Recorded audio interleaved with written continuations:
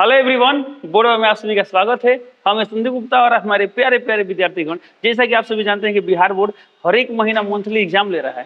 तो आज का जो आप लोग का मैथमेटिक्स का 10th क्लास का एग्जाम हुआ है, उस मैथमेटिक्स पेपर के पूरे ऑब्जेक्टिव क्वेश्चंस का एक एक कॉन्सेप्ट के साथ पूरा ऑब्जेक्टिव क्वेश्चन डिस्कस करने वाले हैं। तो चलिए ऐसे क्लास शुरू करते हैं। आज क्लास में हम लोग क्या डिस्कस करने वाले हैं, तो आंसर की डिस्कस करने वाले। किस सब्जेक्ट का? तो 10th मैथमेटिक्स का, जो आज आप लोग का सितंबर मंथ का एग्जाम हुआ है। चलिए क्लास शुरू करते हैं। ओके, क्वेश्चन नंबर 1 दिया था, यदि दो संख्याओं का योग और अंतर क्रमशः 14 और 4, यानी दो संख्याओं का योगफल कितना है? 14, अंतर कितना है? 4। तो बोला गया कि बड़ी संख्या क्या है, बड़ी संख्या क्या है। तो ऐसे सवाल आप लोग सब्जेक्टिव में पढ़े थे लोग। एक संख्या x मानते हैं, एक y मानते हैं, कंडीशन को रखते हैं, सॉल्व करते हैं, आंसर आता है। बट यदि ऐसा सवाल ऑब्जेक्टिव में आया था, वो पूरा क्वेश्चन सॉल्व करने की जरूरत नहीं है, आप ऑप्शन से सॉल्व कर सकते हैं। कैसे समझिए, बोला दो संख्याओं का योगफल 14, मतलब जब दो संख्या का योगफल 14 बड़ा संख्या निकालना है, तो क्या बड़ा संख्या कभी 18 होगा? नहीं होगा। अब यदि बड़ा संख्या 18 तो छोटा संख्या माइनस में आएगा, तो ऑप्शन सेटिस्फाई करेंगे। मान लीजिए एक संख्या 10 है, तो दूसरा कितना होना चाहिए? 4, तब 10 4 14 होगा। अब फिर 10 4 का अंतर कितना है? 10 4 का अंतर, 10 4 का अंतर है 6, बट क्वेश्चन में दिया अंतर 4, तो ये नहीं होगा। अब देखिए यहाँ पर दिया है 9, बड़ा संख्या क्या दिया है? 9। अब बताइए यदि बाई तो बड़ा संख्या 9 है, तो छोटा संख्या कितना होना चाहिए? तो बोला गया संख्याओं का योगफल 14 है, बड़ा संख्या यदि 9 होगा तो छोटा संख्या 5 आएगा, तब 9 + 5 14 आएगा। अब बड़ा संख्या 9 और जो छोटा संख्या 5 है, तो -5 कितना गया? 4। तो हम क्या देख रहे हैं, यदि बड़ा संख्या 9 होगा तो छोटा संख्या 5 होगा। तो ये जो 9 और 5 दो संख्याएं है ना, ये दोनों संख्या इस कंडीशन को फुलफिल कर रहा है, इसलिए ऑप्शन नंबर क्या होगा? सी होगा। तो सी टिक कर दें, तो आप ऐसे सही ऑप्शन तक जा सकते हैं। अब परीक्षा में जो ऑब्जेक्टिव क्वेश्चन आता है, तो कोशिश करते हैं कि कम समय में सही आंसर तक पहुंचे, ताकि सब्जेक्टिव क्वेश्चन के लिए प्रॉपर टाइम मिल सके। चलिए आते हैं अगला क्वेश्चन पे। cos 30 डिग्री बराबर क्या होता है? तो cos 30 का मान क्या होता है? √3/2 होता है, इसलिए ऑप्शन नंबर क्या होगा? बी। तो बी टिक कर दें। अगला सवाल, यदि sin थीटा बराबर cos थीटा हो, तो थीटा का मान क्या होगा? आप इसे सॉल्व करके निकाल सकते हैं, या आपको डायरेक्टली पता है कि sin 45 और cos 45 का मान बराबर होता है, इसलिए ऑप्शन नंबर क्या होगा? बी। तो बी टिक कर देंगे, या इसको सॉल्व कर सकते हैं। कैसे सॉल्व कर सकते हैं? किसी एक को चेंज कर दो। मान लीजिए sin को sin रख देते हैं, cos का रिलेशन sin से, और थीटा का पूरा कोण क्या होता है? 90 डिग्री माइनस थीटा। अब ये दोनों sin sin सेम है, कैंसिल, तो थीटा इज इक्वल टू कितना है? 90 degree minus theta. Theta minus में तो प्लस में, तो थीटा थीटा 2 थीटा बराबर 90 डिग्री। तो थीटा का मान कितना आ गया? 45 डिग्री। कितना आ गया? 45। ऑप्शन नंबर क्या होगा? बी। तो बी टिक कर। अगला क्वेश्चन, यदि sin 2a बराबर 2 sin a हो, तो a का मान क्या होगा? तो इसको कैसे सॉल्व करेंगे? ऑप्शन सॉल्व करेंगे। तो भाई तो मान लीजिए हम a का मान 0 डिग्री ले, तो कितना होगा? 0 × 2 0 होगा, और sin 0 का मान क्या होगा? 0, यानी एलसीएम से बन जाएगा 0। क्या बन जाएगा? 0। अब इसमें देखते हैं आरसीएस में a का मान 0 रहता है, तो sin 0 का मान 0, तो 2 × 0 कितना आएगा? 0। तो हम देख रहे हैं दोनों बराबर है, ऑप्शन नंबर क्या होगा? ए। ए टिक करो। अगला क्वेश्चन दिया है, बिंदु 3, 0 और 0, 4 के बीच की दूरी, इन दोनों बिंदु के बीच की दूरी क्या होगी? तो दूरी सूत्र आप लोग पढ़ोगे लोग, √x2 - x1 का होल स्क्वायर, 0 - 3, क्या लिखेंगे? 0 - 3 का स्क्वायर प्लस y2 - y1 4 - 0 का स्क्वायर। तो कितना है यहाँ पर? 0 - 3 -3 का स्क्वायर कितना आएगा? 9, 4 - 0 4, 4 का स्क्वायर कितना आएगा? 16, 16 9 25, 25 का वर्गमूल कितना आएगा? 5, तो 5 लिख दिए। तो किस ऑप्शन में दिया है? 5। ऑप्शन नंबर सी में टिक करेंगे, सी टिक करेंगे। अगला सवाल, मूल बिंदु से बिंदु 21, 20 की दूरी। तो मूल बिंदु मतलब 0, 0 से किसका दूरी निकालना है? 21, 20 का दूरी निकालना है। दूरी सूत्र क्या होता है? तो दूरी बराबर आएगा √x2 - x1 का स्क्वायर। 21 - 0 क्या आएगा? 21, यानी 21 स्क्वायर प्लस y2 - y1 यानी 20 - 0 20 स्क्वायर। 21 का स्क्वायर 441 प्लस 20 का स्क्वायर कितना आएगा? 400। ये कितना आ गया? 841। इसका वर्गमूल कितना आएगा? 29 को दिए तो ऑप्शन नंबर सी में टिक करेंगे, ऑप्शन नंबर सी टिक कर देंगे। ओके, अगला क्वेश्चन दिया है, त्रिभुज एबीसी समरूप त्रिभुज डीईएफ। देखते हैं, इसको हटाते हैं। देखिए, त्रिभुज एबीसी समरूप त्रिभुज डीईएफ हो, यानी एबीसी डीईएफ समरूप त्रिभुज है। एबीसी का क्षेत्रफल अनुपात डीईएफ का अनुपात क्या होगा? यानी एबीसी का बात किया है, फिर डीईएफ का बात किया है। तो हम लोग पढ़े थे दो समरूप त्रिभुजों के क्षेत्रफलों का अनुपात उनके संगत भुजाओं के अनुपात के वर्ग के बराबर होता है, या संगत माध्यिकाओं के अनुपात के वर्ग के बराबर होता है। ओके, और चलिए क्वेश्चन का अनुकूल देखते हैं क्या है। तो हमको क्या निकालना है? एरिया ऑफ एबीसी बटा एरिया ऑफ डीईएफ, और सवाल में दे रखा है कि दोनों त्रिभुज क्या है? समरूप है। ओके, तो देखिए, तो इसमें बोला दोनों का अनुपात, ऑप्शन नहीं दिए ए बी बटा डी। तो इसमें ए बी क्या भुजा है? ये गलत है, क्योंकि हम जानते हैं भुजाओं के अनुपात के वर्ग के बराबर होता है। इसमें तो वर्ग दिया नहीं, खत्म। ये भी नहीं होगा कि हम बोला है A B plus B C plus C क्या परिमाप है, तो उनका पढ़े चलो परिमाप के भी वर्ग के बराबर होगा, ठीक है। ये भी नहीं होगा। ऑप्शन नंबर क्या होगा? सी, क्यों सी होगा? तो यहाँ देखिए ए बी क्या है, इसका भुजा है बीसी, डी क्या है, एक मिनट यहाँ देखिए ए बी और डी क्या है, दूसरे संगत भुजा है, दोनों त्रिभुज संगत भुजा है, तो संगत भुजाओं के वर्ग का अनुपात के बराबर। ऑप्शन नंबर क्या होगा? सी, तो सी टिक कर दें। अगला सवाल, दो समरूप त्रिभुजों की भुजाओं का अनुपात 4:9 हो तो इन त्रिभुजों के क्षेत्रफलों का अनुपात क्या होगा? तो जब भुजा का अनुपात दिया रहता है, क्षेत्रफल का अनुपात निकालना तो क्या करते हैं? स्क्वायर करते हैं। तो 4 का स्क्वायर 16, 9 का स्क्वायर 81, 16 अनुपात 81 को ही दिया है। ऑप्शन नंबर डी में टिक कर देंगे, डी टिक। ओके चलिए चलते हैं अगला क्वेश्चन पे। अगला क्वेश्चन दिया है, त्रिभुज एबीसी और त्रिभुज बीडीई दो समबाहु त्रिभुज इस प्रकार है कि बीसी का मध्य बिंदु डी। ओके तो इतना के लिए फोटो बनाते हैं। त्रिभुज एबीसी का बात कहते हैं कि एबीसी बना लेते हैं।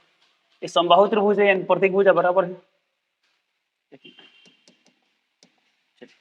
समबाहु त्रिभुज बनाते हैं, इसमें प्रत्येक भुजा क्या है? बराबर। इसको मान लेते हैं ए बी सी। ओके बोल रहा है कि बी डी ई, अब बी डी ई इसमें पहले से बी दिया है, अब डी कहीं भी लेंगे आप, यहाँ लीजिए यहाँ लीजिए कहीं ले सकते हैं। और इसमें बोला गया है बीसी का मध्य बिंदु डी है। ओके यानी बीसी का मध्य बिंदु डी है, तो यहाँ पे डी आ गया, तो बी डी यहाँ पर ले लेते हैं ई।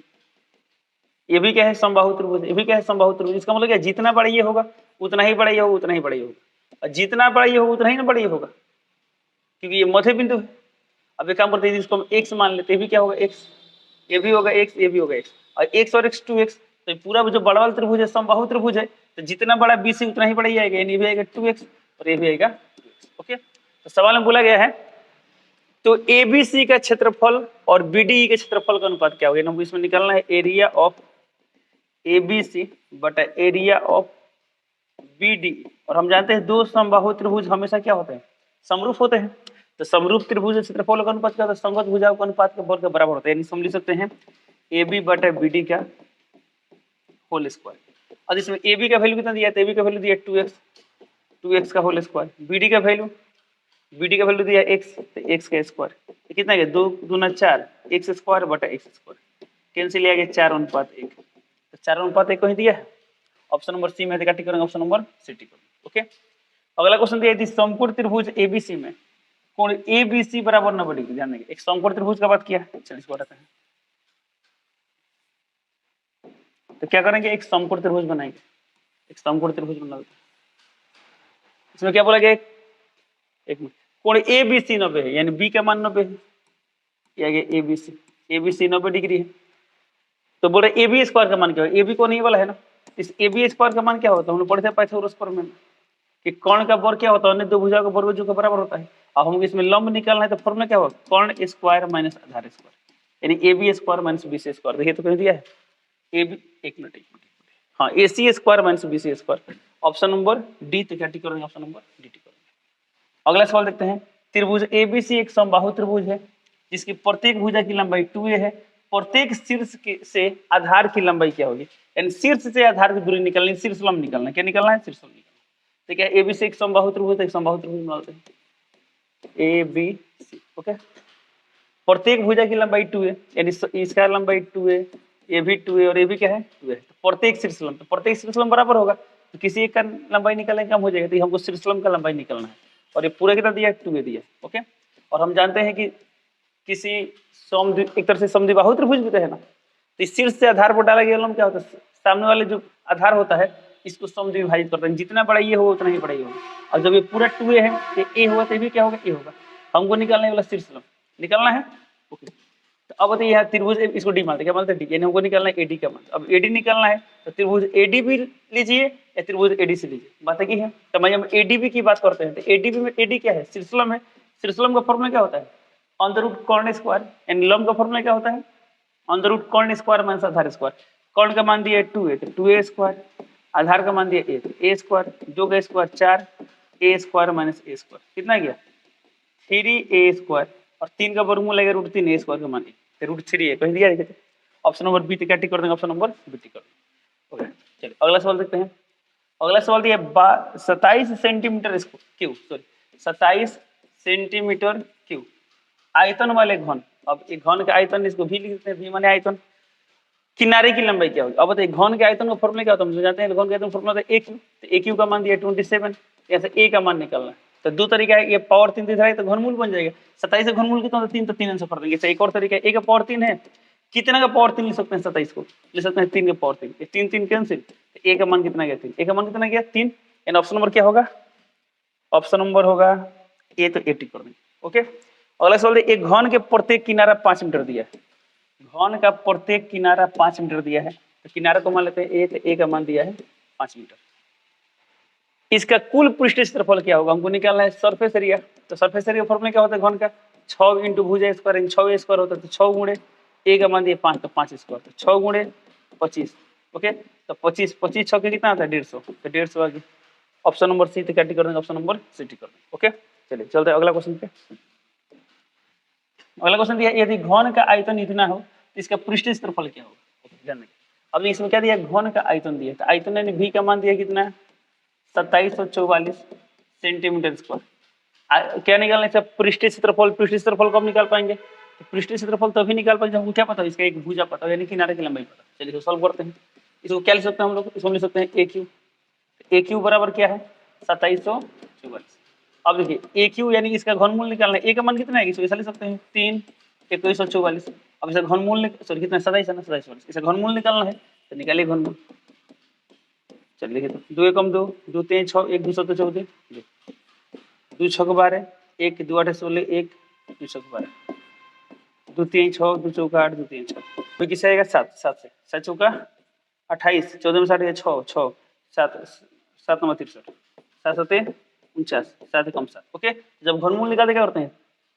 3 3 मिलाते हैं। तो यहाँ देखिए, तो 2 करके दिखाई दे रहा है 2 है, तो 2 बाहर निकलेगा। इंटू यहाँ क्या है? 7 3 बार है, 7 बार, 7 में कितना गया? 14। तो इसका मतलब क्या हुआ? ए का मान आ गया 14। ए का मान कितना गया? 14। भुजा का मान आ गया 14। तो किसका मान निकालना है? बोला गया पृष्ठीय क्षेत्रफल निकालना है। तो पृष्ठीय क्षेत्रफल का फॉर्मूला क्या होता है? 6 गुणे भुजा स्क्वायर, तो 6 इंटू ए का मान दिया 14, यानी 14 स्क्वायर, तो 6 गुणे 14 का स्क्वायर कितना आएगा? 196 196। ओके, तो 6 6 36 6, यानी लास्ट में 6 दिया। किस ऑप्शन लास्ट में 6 दिया? ऑप्शन नंबर ए में दिया है, बी में दिया है, डी और सी तो यहाँ किया। चलिए एक और निकालते हैं। 4 6 8 3, 9 6 54 54 3 57, यानी 7 7, एन ऑप्शन नंबर बी में दिया 7 से। एन पूरा गुणा करने की भी आवश्यकता नहीं है, आप इसे सही ऑप्शन तक जा सकते हैं। अगला सवाल दिया, किसी घन का संपूर्ण पृष्ठीय क्षेत्रफल इतना है, तो इसका आयतन क्या होगा? ओके, एंड अभी इसमें देखिए पृष्ठीय क्षेत्रफल का मान दिया है। घन का संपूर्ण पृष्ठीय क्षेत्रफल फॉर्मूला क्या होता है? 6 इंटू ए स्क्वायर। तो इसका मान कितना दिया है? 864, तो 864। ओके, चलिए सॉल्व करते कितना है? तो ए स्क्वायर का मान आ गया 864/6, तो कितना है? 6 कम 6 2, 6 जगह 24 2, 6 जगह 24, यानी 144 आ गया। तो ए स्क्वायर का मान 144, ए का मान कितना आ गया? अंदर रूट 144, यानी इसका मान आ गया 12। कितना गया? 12। तो किसका मान निकलना है? आयतन का मान निकलना है। तो आयतन का फॉर्मूला क्या होता है? ए क्यू। ए का मान दिया है 12, तो 12 के पावर 3, तो 12 गुणे 12 गुणे 12, ये कितना आएगा? 144 इंटू 12, तो 12 चौका 48 का 8, 8 से 4, लास्ट में 8 आ रहा है, लास्ट में 8, इसमें 8 नहीं है, खत्म।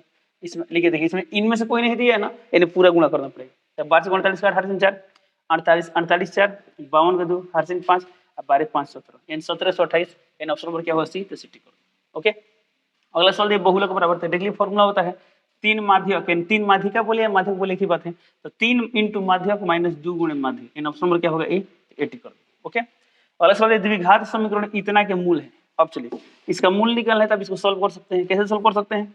तो सॉल्व करने का तरीका सीखते लोग, पूर्ण वर्ग बनाकर या द्विघात सूत्र से या गुणनखंड विधि से, तो जैसे चाहे आप उसे सॉल्व कर सकते हैं। बट हमें क्या करना है? ऑब्जेक्टिव क्वेश्चन तो जल्दी से आंसर तक जाना है। तो क्या उपाय है? आप ऑप्शन रखकर चेक कर सकते हैं कौन सा ऑप्शन इसे सेटिस्फाइड कर रहा है। चलिए ऑप्शन नंबर ए में क्या दिया है? 2, 2 रखते हैं, 2 दूना 4, 4 दूना 8, 8 आ गया, प्लस यहाँ रखते हैं 2, तो 2 अब माइनस 6, क्या कभी 0 आएगा? नहीं ना आएगा, यानी ऑप्शन नंबर ए क्या है? -2 रखते हैं, तो -2 का स्क्वायर 4, 4 दूना 8, 8 आ गया।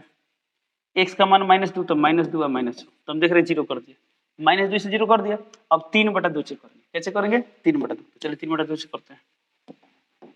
तो x का मान रखना है 2 है, तो 2 इंटू एक्स का मान 3/2, 3 का स्क्वायर 9, 2 का स्क्वायर 4, ओके, प्लस से प्लस, एक्स का मान 3/2, 3/2 अब -6 है, तो 6, तो कितना आ गया? 2 दूना 4 है, 9/2, अब प्लस 3/2 और -6, ये कितना आ गया? 2 9 3 12 और -6, 12/2 6, 6 -6 यानी 0, यानी ऑप्शन नंबर बी क्या है? तो बी का जो दोनों ये दिखाई दे रहा है ना वैल्यू, ये दोनों वैल्यू से 0 करें, इसको सेटिस्फाइड करें, इसलिए ऑप्शन नंबर क्या होगा? बी होगा, तो बी टिक कर दिए। ओके, चलिए अगला सवाल, ये -4 तथा 5 मूल वाले द्विघात समीकरण क्या है? तो आप इसको निकाल सकते हैं। अब इवन ये चीज बहुपद में पढ़ोगे लोग कि जब मूल दिया हो तो आप क्या द्विघात, इस जान लीजिए मूल दिया है और द्विघात समीकरण निकालने के बहुत सारे तरीके हैं, ठीक है। बट जल्दी बनाने का उपाय क्या है, इसको आप रख के चेक कर लीजिए कौन सा, जैसे देखिए ये -4 दिया है तो x का मान -4 के पहले को सेटिस्फाइड करेंगे, नहीं करेंगे, यदि नहीं कर रहा है तो अगला में चेक करेंगे।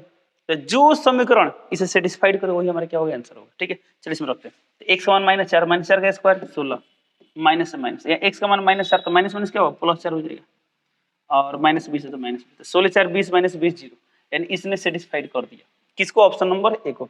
अब चेक करते हैं 5 कर रहा है कि नहीं करता। 5 के स्क्वायर 25 और माइनस x का मान 5 और -20 से 20, तो 25 - 25 कितना है 0, यानी ऑप्शन नंबर क्या है ए सही है।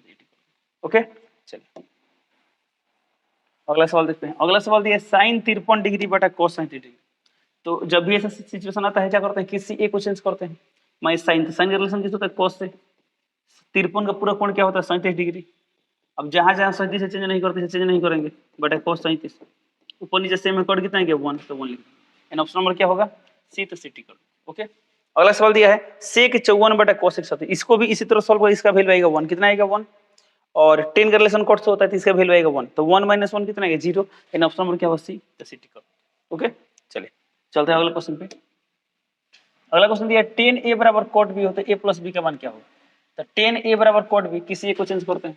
10a बराबर cot b, तो 10a है तो 10a cot का रिलेशन 10 से, अब b का पूरा कोण 90 डिग्री माइनस b, ये 10 खत्म, तो a बराबर 90 डिग्री माइनस b, तो b इधर प्लस में, तो a प्लस b बराबर 90 डिग्री। ऑप्शन नंबर क्या होगा, ऑप्शन नंबर होगा सी, तो सी टिक। ओके चलिए अगला क्वेश्चन दिया है बिंदु x1 y1 तथा x2 का y2 को मिलाने वाले रेखाखंड का मध्य बिंदु का भुज क्या होगा, भुज यानी x निर्देशांक निकालना है। तो सिंपल है, मध्य बिंदु का x निर्देशांक क्या होता है x1 + x2/2, तो ऑप्शन नंबर ए गलत, x1 + ऑप्शन नंबर बी, क्या टिक करेंगे, ऑप्शन नंबर बी टिक करेंगे। अगला क्वेश्चन दिया बिंदु इतना इतना इतना एक रेखिक हो तो ए और बी में क्या संबंध है, ध्यान देंगे।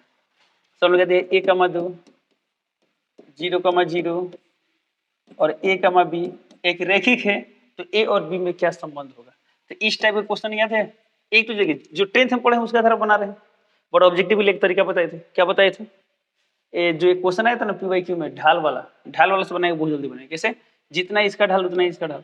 चलिए बनाते हैं, इसका ढाल कितना है y2 - y1 एंड b - 0 बटा x2 - x1 a - 0। अब यहाँ से निकाले y2 - y1 तो 0 - 2, अब बटा 0 - 1 तो 0 - 1, यहाँ से कितना है क्या b बटा a बराबर -2 बटा -1, ये कैंसिल हो गया, क्रॉस मल्टीप्लाई करते कितना है b का मान आ गया 2a, तो b बराबर 2a कहीं दिया है देखिए, तो b बराबर 2a ऑप्शन नंबर सी में है, तो क्या ठीक करेंगे ऑप्शन नंबर सी टिक करेंगे। ओके बट चलिए 10th में जो हम पढ़े उसे बनाते थे। 10th में क्या पढ़े थे लोग, जब भी कुछ पॉइंट जब एक रेखिक होते हैं तो इससे बनने वाला जो बहुभुज होता है क्षेत्रफल क्या होता है 0 होता है, तो a मान लेते हैं, b मान लेते हैं, c मान लेते हैं। इस केस में एरिया ऑफ ABC कितना आएगा 0, तो 0 लिख दिए। अब एरिया का फॉर्मूला क्या होता है 1/2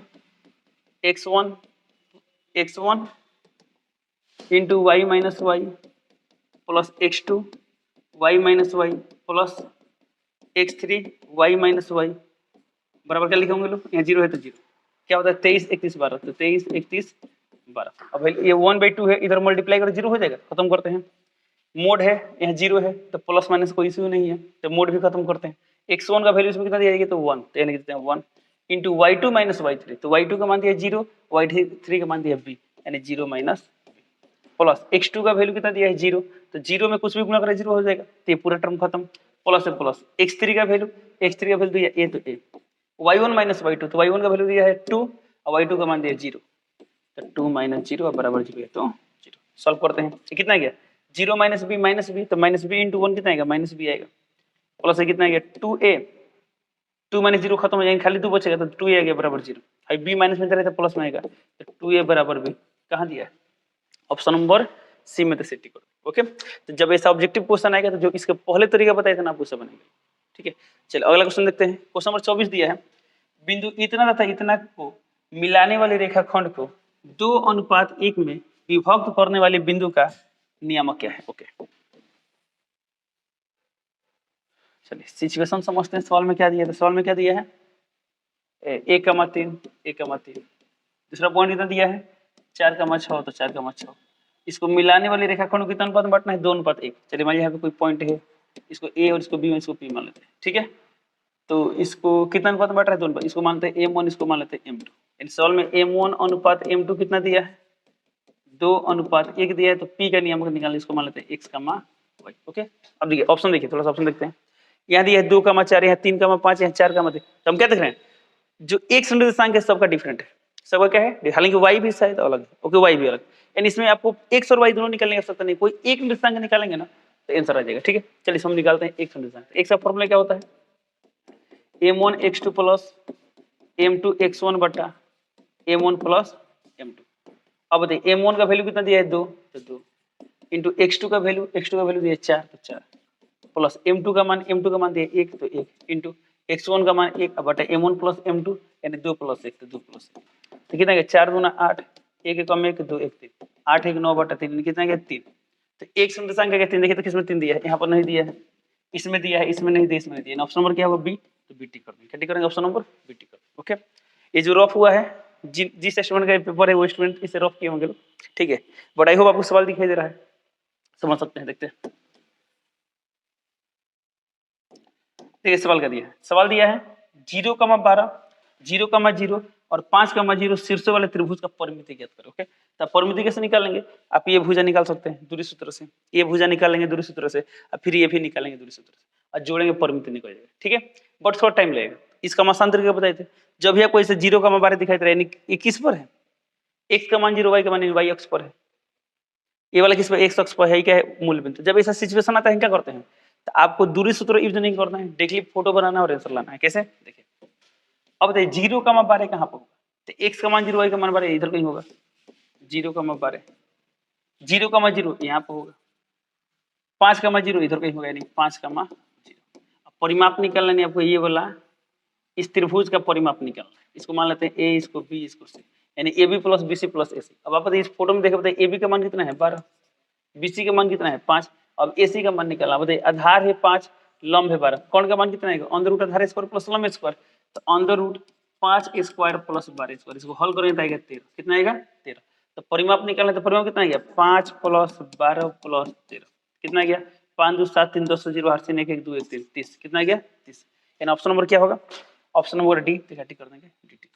ओके, चलिए अगला क्वेश्चन देखिए, नंबर 26 दिया है, किसी त्रिभुज के कोण का समद्विभाजक यदि विपरीत भुजा को समद्विभाजित करती है तो वो त्रिभुज क्या होता है? इसका मतलब क्या? मान लीजिए कोई त्रिभुज है, कोई भी कोण लेते हैं, मान लीजिए इस कोण की बात करते हैं, इस कोण का समद्विभाजन करता है, सामने वाले भुजा को समद्विभाजित करता है। कोण का भी समद्विभाजक है या सामने वाले भुजा को समद्विभाजक है, तो त्रिभुज यानी किस त्रिभुज में से देखने को मिलता है? तो सिर्फ मिलता है समद्विबाहु त्रिभुज। किसमें मिलता है? अब पढ़ने वाले किसी समद्विबाहु त्रिभुज के शीर्ष का समद्विभाजक सामने वाले भुजा क्या करता है? समद्विभाजित करता है, यानी आधार क्या करता है? समद्विभाजित करता है। यानी ऑप्शन नंबर क्या होगा? सी। तो सी टिक कर देंगे। ओके, चलिए चलते हैं अगला क्वेश्चन पे। अगला क्वेश्चन, अच्छा यानी लास्ट क्वेश्चन ये दिखाई दे रहे हैं 27 28 29 30।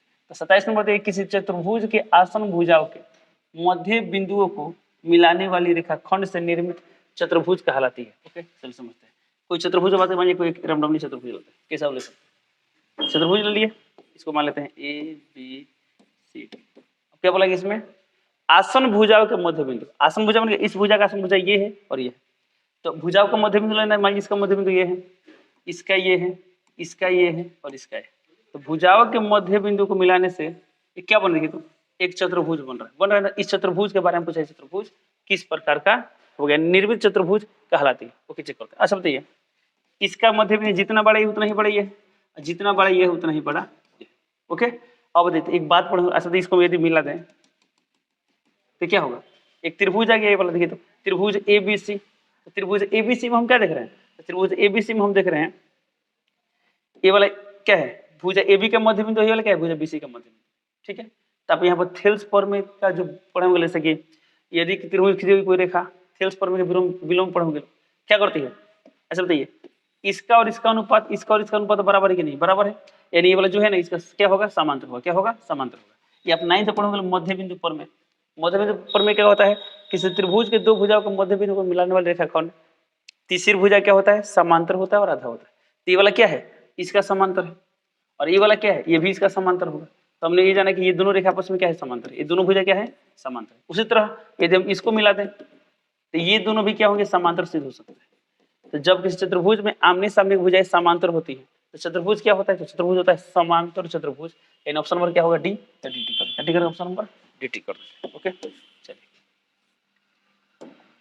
चलते हैं अगला क्वेश्चन पे। अगला क्वेश्चन दिया है त्रिभुज एबीसी समरूप त्रिभुज पीक्यूआर है। ओके त्रिभुज एबीसी समरूप है त्रिभुज पीक्यूआर का। अब बोल रहा है सीए बटा पीआर 2/3 दिया, तो एरिया ऑफ पीक्यूआर बटा एरिया ऑफ एसी हमें क्या निकालना है? एरिया ऑफ पीक्यूआर बटा एरिया ऑफ एबीसी। एबीसी क्या दोनों त्रिभुज समरूप है? देखिए समरूप है, देखिए तो दिया है दोनों समरूप है, तो अब दोनों का क्षेत्रफल का अनुपात निकालना तो संगत भुजाओं का अनुपात के ऊपर के बराबर होगा। तो इसका देखिए इसमें दिया सीए बटा पीआर। ओके तो यानी इसमें सी है, तो सी यहाँ पर देखिए तो है, तो इसमें हम लेंगे सी है, इसमें क्या लेंगे? पीआर, तो पीआर पूरा का स्क्वायर। तो समरूप त्रिभुज क्षेत्रफल का अनुपात क्या होगा? संगत भुजाओं का अनुपात के वर्ग के बराबर होगा। अब इस सवाल का बने हमको पीआर बटा सी पता हो, इस सवाल में क्या दिया है? सी बटा पीआर दिया, लेकिन हमें जरूरत है पीआर बटा सी है, तो इसको उल्टा कर देंगे 3/2 क्या आएगा? 3/2 लिख देंगे 3/2 स्क्वायर कर देंगे, कितना आएगा? 3 का स्क्वायर 9, 2 का स्क्वायर 4 है, 9/4। तो 9/4 कहाँ दिया है? 9/4 कहाँ दिया? ऑप्शन नंबर डी में, तो डी टी कर देंगे। ओके चलिए तो अगला क्वेश्चन दिया है समद्विबाहु त्रिभुज एबीसी। चलिए देखते हैं अगला क्वेश्चन 29 नंबर। समद्विबाहु त्रिभुज एबीसी में AC बराबर BC तथा AB स्क्वायर बराबर 2AC स्क्वायर हो तो कोण ACB बराबर क्या होगा? अब देखिए AB square equal 2AC square, इस टाइप के पढ़ने से हम लोग कहाँ पढ़े थे? पाइथागोरस में पढ़े थे लोग, पाइथागोरस प्रमेय में कि किसी एक भुजा का वर्ग अन्य दो भुजा का वर्ग जो कि बराबर हो, बट यहाँ लिखा है 2AC स्क्वायर। देखते हैं तो देखिए इसमें क्या दिया है, थोड़ा सा इसको उसी टाइप में बनाते हैं। इसमें बोला गया AC बराबर BC, इसको A मान लेते हैं, C इसको B, तो AC बराबर BC आ गया। और बोला इसमें AB स्क्वायर, यानी AB स्क्वायर बराबर क्या दिया गया है? 2AC square. तो किसका मान पूछा गया है? कोण ACB, यानी इसका मान पूछा है। अब देखिए इसको हमेशा लिख सकते हैं AC square plus AC square, और सवाल में बोला गया AC स्क्वायर को हम लिख सकते हैं, AC को लिख सकते हैं BC का, AC और BC बराबर है ना, तो जहाँ C वहाँ लिख सकते हैं BC, तो BC square plus AC square. अब देखिए इसमें क्या मिल गया? BC square plus AC square equal to AB square. तो ऐसा सिचुएशन कब आता है? जब इसमें इस भुजा के सामने वाला कोण क्या हो? 90 डिग्री, यानी 90 डिग्री। पाइथागोरस प्रमेय का जो विलोम पढ़े थे, यहाँ विलोम के आधार पर हम कह सकते हैं इस कोण का मान कितना आएगा? 90 डिग्री आएगा। एंड ऑप्शन नंबर क्या होगा? सी, तो सी टी कर देंगे। ओके चलिए अब चलते हैं लास्ट क्वेश्चन पे, क्वेश्चन नंबर 30 पे। क्वेश्चन नंबर 30 दिया है त्रिभुज एबीसी में BC पर D बिंदु इस प्रकार है कि AB बटा AC बराबर BD बटा DC। ओके चलिए इसका फोटो बनाते हैं, एक त्रिभुज एबीसी बनाते हैं, कैसा आप त्रिभुज एबीसी बना सकते हैं। ओके अब बोला गया BC पर D बिंदु, चलिए BC पे कोई बिंदु D मान लेते हैं, D मान लेते हैं। AB बटा AC, इसमें क्या दिया है? AB बटा AC, ध्यान देंगे इसमें AB और AC कहाँ पर है? यानी इसका बात कर रहा है, AB और AC इन दोनों भुजाओं का बात कर रहा है। तो AB बटा AC, AB बटा AC का मान किससे बराबर है? BD बटा DC। ओके BD बटा DC, यानी इतना बटा इतना की बात कर रहा है। और कोण ABC बराबर 70 डिग्री, इसका मान दिया है 70 डिग्री। और कोण ACB बराबर 50 डिग्री, इसका मान दिया 50 डिग्री। तो किसका मान निकालना है? कोण BAD, इसमें BAD कहाँ पर है? BAD, यानी इसको मिलाना पड़ेगा। इस कोण का मान पूछा गया, चलिए इसको मान लेते हैं x, तो इसमें निकालना है x का वैल्यू क्या होगा। ओके अब बताइए एक बात पढ़ेंगे आप लोग, AB बटा AC BD बटा DC, यानी AB बटा AC BD बटा DC, ये सिचुएशन कब उत्पन्न होता है? जब ये जो रेखा की जगह ना इसका समद्विभाजक क्या हो? समद्विभाजक। इसका उल्टा भी पढ़ेंगे लोग कि किसी त्रिभुज के शीर्ष से जो शीर्ष का समद्विभाजक खींचा जाता है ना, खींचा जाता है, तो AB बटा AC बराबर BD बटा DC होता है। इसका उल्टा की जरूरत है, जब AB बटा AC बराबर BD बटा DC दिया है, यानी दोनों कोण क्या होंगे? बराबर। दोनों कोण क्या होंगे? बराबर, यानी एक से AB क्या होगा? 100, ये 1 से AB क्या होगा? 100 होगा। अब त्रिभुज ABC में तीनों कोणों का जो फल कितना आएगा? 180 डिग्री आएगा, तीनों जोड़ते हैं, तो ये पूरा कोण A का मान कितना है? x और x 2x, तो 2x। इस कोण का मान दिया 70, तो 70। इस कोण का मान दिया 50, तो 50 बराबर कितना आएगा? 180। तो कितना ये 2x प्लस 70 50 कितना आएगा? 120 बराबर 180। तो 2x का मान कितना आ गया? 180 माइनस 120 यानी 60। तो x का मान आ गया 30 डिग्री, ये कौन दिया है? 30 डिग्री। ऑप्शन नंबर ए में तो क्या टिक करेंगे? Option number. ओके चलिए तो इस प्रकार कर क्या हुआ, जो आप लोग का मंथली एग्जाम हुआ था मैथमेटिक्स का, उसे पूरा ऑब्जेक्टिव क्वेश्चन का डिस्कशन कंप्लीट होता है।